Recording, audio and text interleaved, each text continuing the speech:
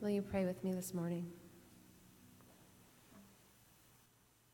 May the words of my mouth and the meditations of all of our hearts together find their way up to the heart of God. Amen. See, I am doing a new thing. Now it springs up. Do you not perceive it? I am making a way in the wilderness and springs in the wasteland. If you've been around church long enough, this is one of those verses that kind of pops up a lot. God's doing a new thing. It's hopeful, it's prophetic. It's great for a theme verse for a Christian camp, which I have been to two that used this verse as their theme verse.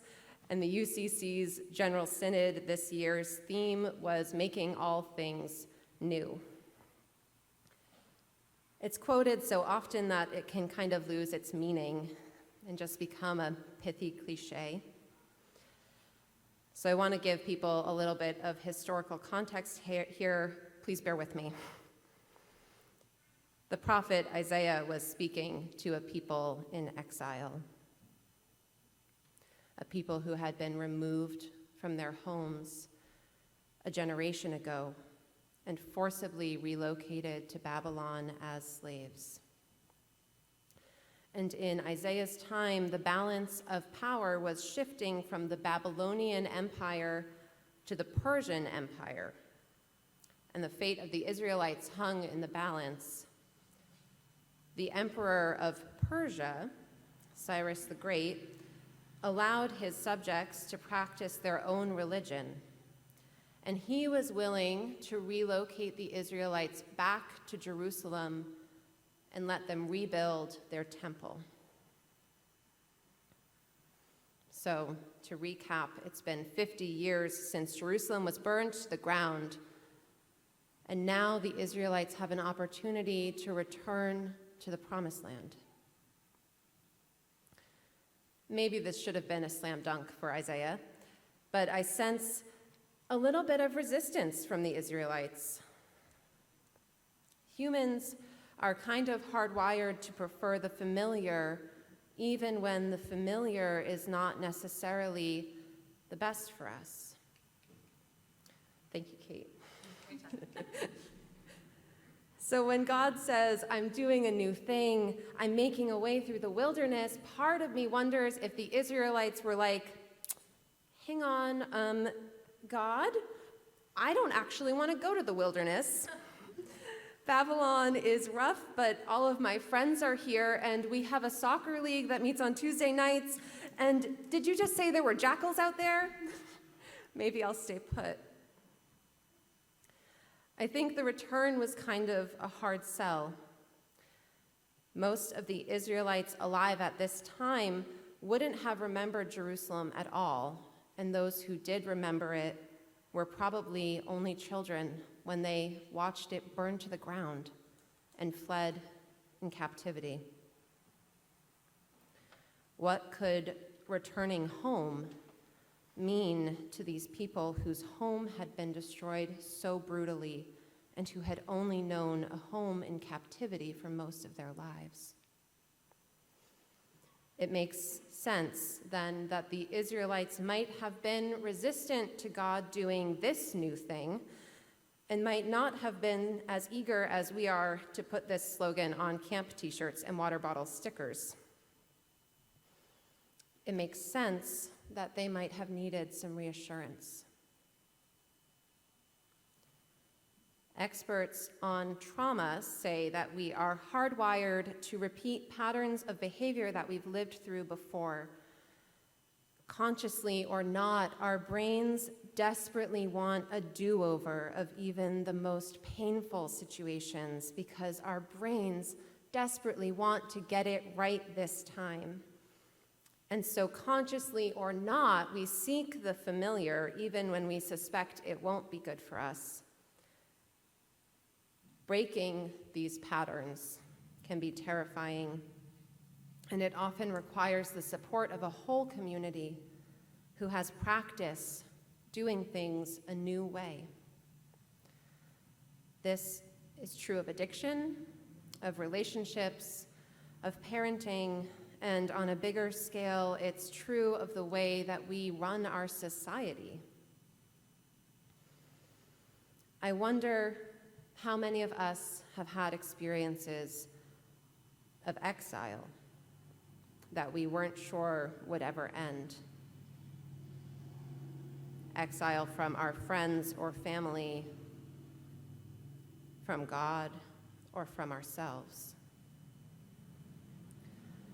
Maybe a situation that happened to us, or maybe because of us, or maybe a situation for which the guilt is shared far and wide.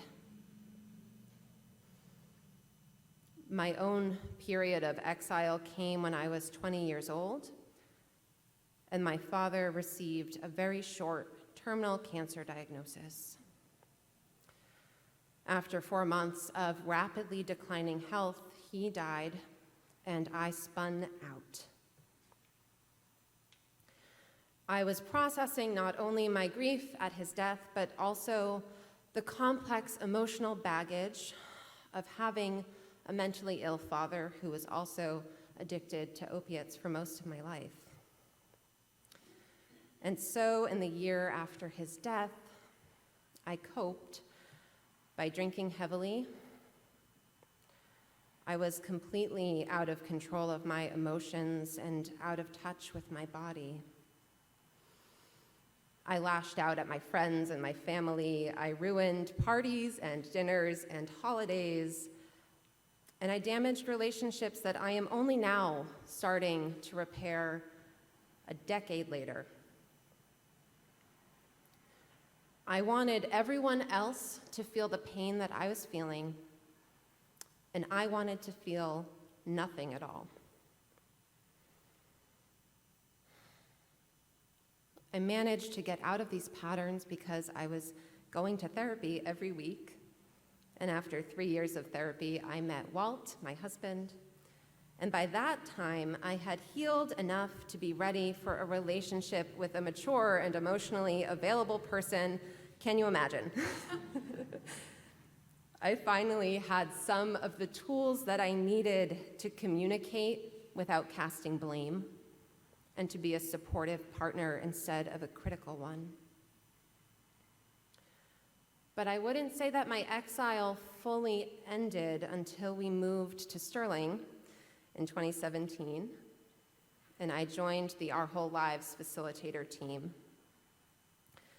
My exile didn't end until I saw myself as a part of this community, this love revolution, this new way of caring for each other and allowing myself to be taken care of. When I experienced what a community like this could feel like, I knew that isolation would never be an option for me again.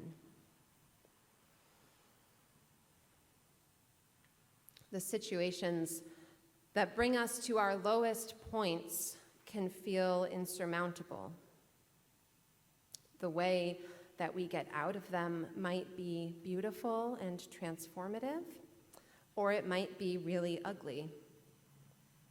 The way that you got out of that house that you grew up in, the way that you got out of that bad job, the way that you got out of that relationship, of that church, it might have been really scary.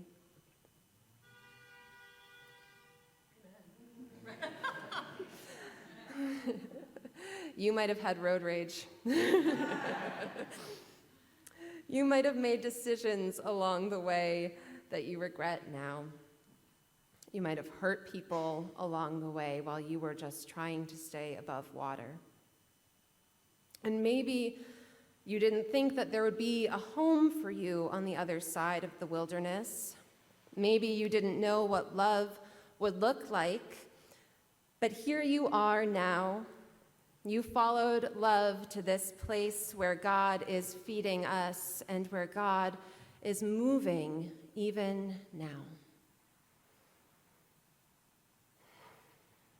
It makes sense, beloved, that the Israelites might have thought they'd be better off staying in Babylon with the devil they knew rather than returning to a home in ruins that they would have to rebuild one brick at a time. It makes sense that God needed to send a prophet to deliver the good news that there is a way through the wilderness. There is a future after the worst thing that happened to you. This is the hope of anybody returning home after being imprisoned. And there are so many people in prisons today, not just metaphorically by our own traumas, but literally in the largest system of mass incarceration in human history. The prison system we have in this country was designed to replace the institution of slavery, just like the institution of slavery that the Israelites were escaping from. And unfortunately, too often, we fail to fulfill God's promise of freedom for those held captive in prisons today. Today, being imprisoned for even just a few days can lead to a loss of employment, of housing, of custody, and a financial strain that can take years to undo. Angela Davis writes that prisons do not disappear social problems, they disappear people. Prisons disappear people who our society isn't equipped to help: the addicted, the unhoused, the poor, the mentally ill, the abused. And of course, we know that people of color are disproportionately impacted at a rate that is sinful. Our society has failed to imagine systems of healing, and so we've constructed systems of punishment instead.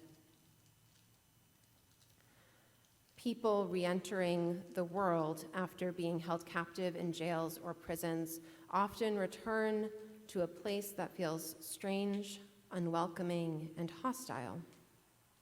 Where can a person feel at home in a world like this? It requires a whole community of support to help these people rebuild their lives and heal from the traumas that they've been through, both before being incarcerated and while being incarcerated.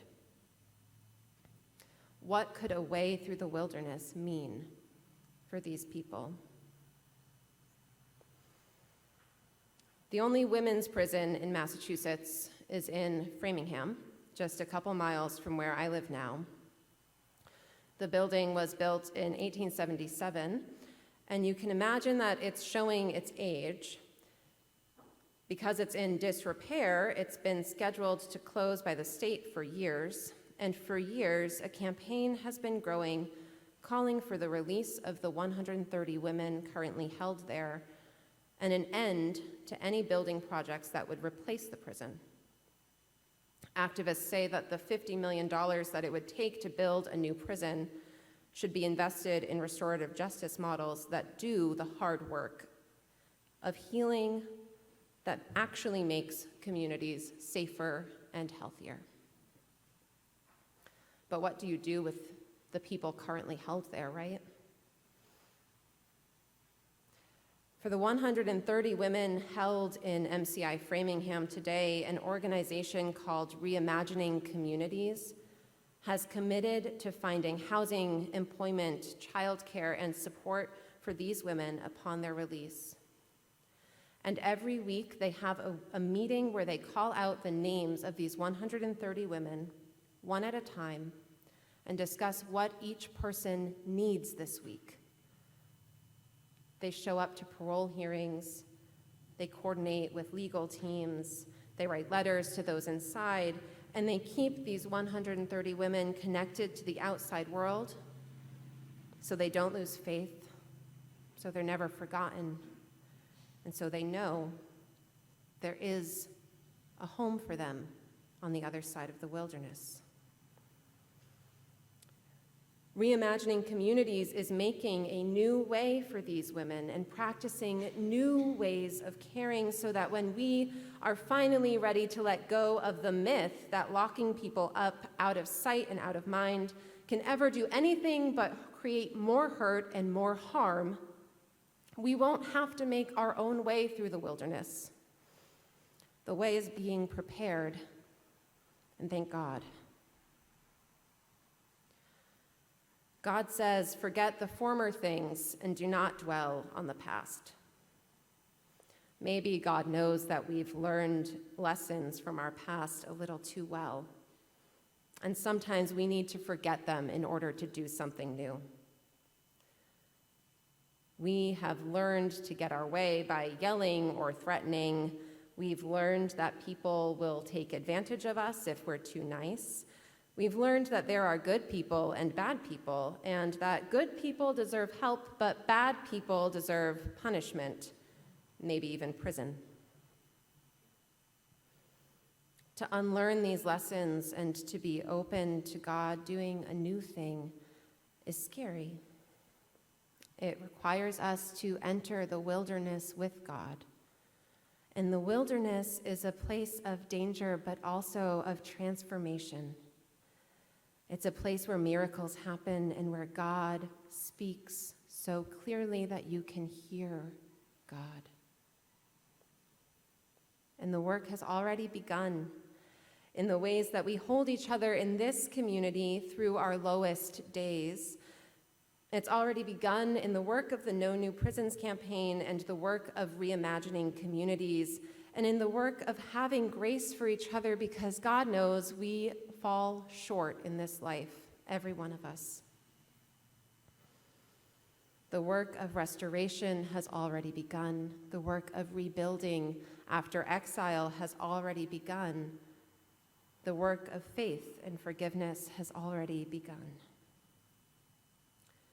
Some of the Israelites did not have faith through their exile, and I don't know who could blame them. In our verse, God recounts that the people have stopped following the law, and maybe you sensed it when Beth was reading that we're a little uncomfy with all of the talk about sin and forgetting. But God says something incredible. God says, "I am he who blots out your transgressions for my own sake and remembers your sins no more." God says you have a clean slate. Love says you have a clean slate, beloved. Just come home. I'll show you the way. The way through the wilderness has been prepared for us, beloved, and all we have to do is follow it.